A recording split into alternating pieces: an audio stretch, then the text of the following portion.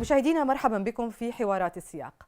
قال المعلق في صحيفة نيويورك تايمز توماس فريدمان في مقال له بعنوان بايدن ينظر في صفقة كبيرة في الشرق الأوسط إن تمرير التعديلات القضائية في الكنيست الإسرائيلي رغم مطالب مئات الآلاف من الإسرائيليين بوقفها تبدو وكأنها هزيمة، لكن لا يأس فالمساعدة قادمة من المحادثات الجارية بين الولايات المتحدة والسعودية. عموما للمزيد من المتابعة حول هذا الملف ينضم إلينا السفير ويليام روبوك نائب الرئيس التنفيذي لمعهد دول الخليج العربية في واشنطن. أستاذ ويليام مرحبا بك معنا. Thank you. Delighted to be here.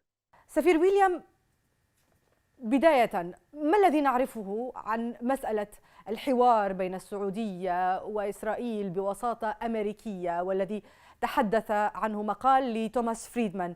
هل يفترض أن نأخذ كل ما جاء في المقال بجدية؟ Well, he's a very well-informed journalist over the years. He has very good ties with senior administration officials. So yes, I think we should take it seriously. But he makes clear in his article that this would be a long shot and it's going to be difficult. But he does a very good job, I think, of laying out the demands of the different sides and what it would take to get the deal done. But as I said, he makes it very clear it would be difficult task to take care of because of the varying interests involved. مفهوم، لكن عادة لا نسمع بهذا النوع من الحوارات حتى يتم إحراز تقدم ما. هل تعتقد أن هذا ما حدث بالفعل؟ Well, some of it has been obvious from all of the visits that senior U.S. officials have made to Saudi Arabia over the past 3 or 4 months. Secretary Blinken went. National Security Advisor Jake Sullivan has gone several times. And there have been visits on some of these trips to Israel as well. So it's been obvious from the optics of the international diplomatic travel that something is being discussed. And I think the administration, beyond the travel, the administration has decided that showing a limited view of what it's trying to do is useful. And I think there has been some discussion of it. Friedman's article basically was based on an interview with President Biden. So they have decided in the administration that it's useful to at least give some indication of their efforts to reach this type of deal. حتى نعود إلى تفاصيل ما تم تداوله في المقال، ما مطالب كل طرف لإتمام الاتفاق؟ I mean, obviously, this will involve intense negotiations, but the stated demands, I think, are correct as we know them from the media. In other media articles besides Tom Friedman's, those Saudi demands have been relatively consistent. They want some sort of very strong security guarantees from the United States. They want help with a civilian nuclear program, and they want access to better weapons, advanced American weapon systems. And then, in addition to what they want from us, they've made clear that they want some substantial progress in resolving the Palestinian issue. That's what the Saudis want. I think the Israelis have been a little less clear, but it's pretty obvious they want normalization with Saudi Arabia. Very important for them. I think they want to give up as little as possible, of course, to achieve that normalization. So we'll see how it develops in the coming months. I think they consider there's a window of an additional number of months before the American domestic political season starts, and it would be difficult to do such a deal. So there's an opportunity now. The window's open. We'll see if it develops. ما تراه أنت فرصة هنا يراه الإسرائيليون إعصارا يعصف بديمقراطيتهم، هل ترى المقاربة هنا؟ I do. It's a very good question. I think Israel is going through some very difficult domestic turmoil. There's very intense disagreement about what Prime Minister Netanyahu and his government is trying to do with the judiciary.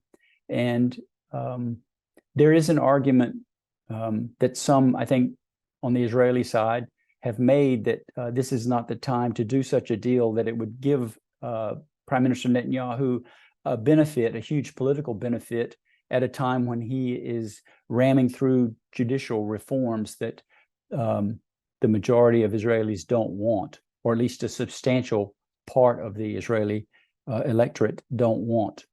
I think the argument Friedman makes, which is, I think, pretty persuasive, is that it would be of benefit to the international community. It would be a benefit to Israel, and even for Israelis who oppose these judicial reforms to pursue this deal, because it gives the United States leverage, and it gives the people in Israel who oppose these reforms some leverage, because as a part of this negotiation, Israel would almost certainly have to make some concessions on the Palestinian issue, and that gives the administration some leverage to pressure the Netanyahu government on these other issues that we talked about, the judicial reform and other things. أفهم من كلامك أن الاتفاق سيساعد إسرائيل للحفاظ على ديمقراطيتها، لكن ما الذي سيقدمه في المقابل للسعوديين؟ I think the Saudis will pursue their own interests in this, and their interests are to get the best deal possible. I don't think they probably are focused too much on the Israeli domestic situation, except as it's related to the Palestinian issue. I think they're very focused on that, but otherwise not. I think they're more focused on the calculations with regard to the American administration, whether the Biden administration wants to pursue this deal, and whether the timing is right for the Saudis to do it now, or to wait maybe and do it with a succeeding, possibly Republican administration. في هذا السياق، عدد من يدعم الاتفاقات الإبراهيمية في الشرق الأوسط انخفض بعد قدوم نتنياهو من نحو 40 إلى 50% إلى 25%.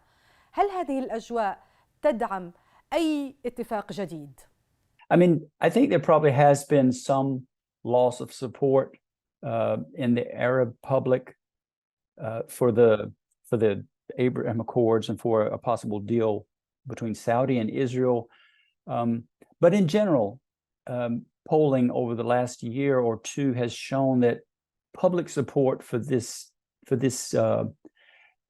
rapprochement between some of the Arab states, the Gulf states, and Israel is not that strong. It's been about 30% support. I think what you're referring to is a relatively temporary phenomenon. And in general, I think these governments have the ability to pursue their interests, and they will do that, whether or not there's strong public support. I think the Saudis have been looking at public support in Saudi Arabia, and they want to be careful to manage the issue so that it doesn't create a backlash.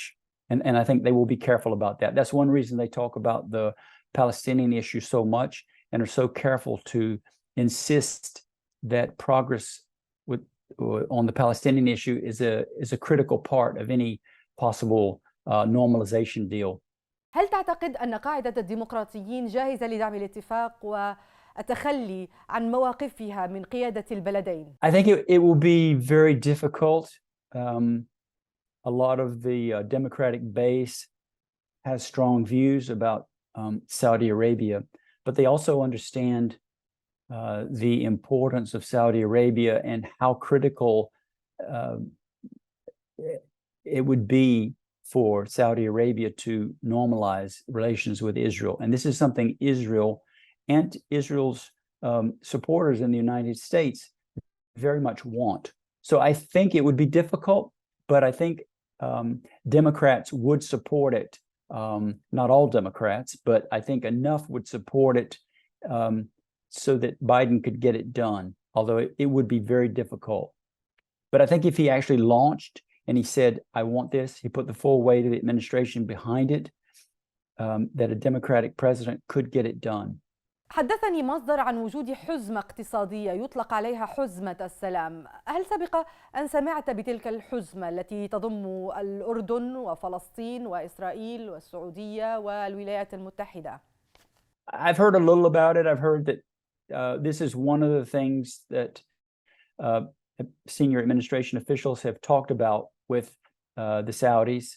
This is what the media is reporting. And this would be one of the big demands that the American administration would make of the Saudis in any normalization deal, that they would put together some sort of large aid package focused on the Palestinians. I had not seen the aspect you mentioned that it would also include Jordan, but this doesn't surprise me. في الشرق الأوسط هناك مخاوف من أن الأمريكيين لن يلتزموا بهكذا اتفاقات إذا تغيرت الإدارات. هل تعتقد أن هذه المخاوف مبررة؟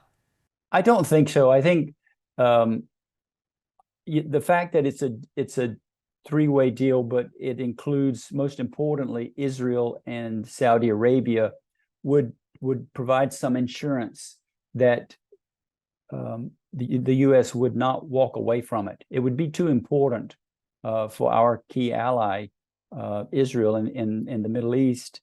And the administration, any American administration, I think, would be very careful before they walked away from that.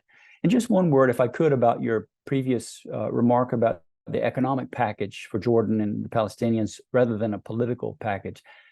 I think it will be very difficult for the parties to accept strictly an economic package for Palestinians in this overall deal. I think something more, something on the political side is going to be necessary.